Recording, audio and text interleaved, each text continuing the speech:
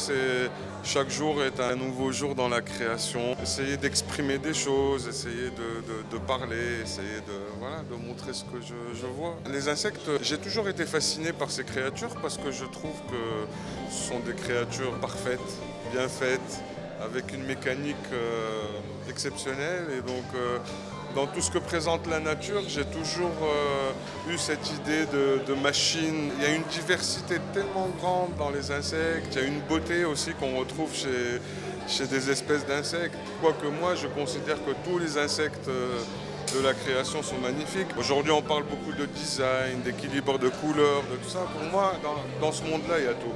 Et puis ça rejoint parfaitement mon amour pour tout ce qui est mécanique, tout ce qui est machinerie. Et puis la manière dont je les présente, c'est un peu, on appelle ça en fait le genre steampunk.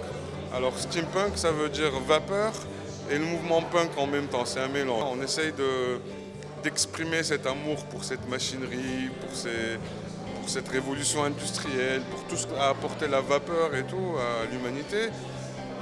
Dans des œuvres d'art. Le cœur est une œuvre qui est d'apparence simple. On connaît tous ce dessin de cœur qu'on fait un peu tout le monde. Alors j'ai essayé de retranscrire le battement avec ce dessin-là, avec ce symbole de cœur. Mais en même temps, c'est de l'art cinétique, c'est-à-dire c'est un mouvement simple et compliqué à la fois. Parce que mécaniquement, c'est assez compliqué, mais visuellement, ça devient très simple. Et pour moi, c'est la définition même de l'art cinétique. C'est-à-dire essayer de rendre simple des mouvements mécaniques très compliqués. Il ne faut pas que celui qui regarde une œuvre cinétique se pose trop de questions comment c'est fait. Il faut qu'il soit d'abord happé par l'aspect visuel, voilà, et rentrer dedans. Si j'y arrive, j'ai réussi.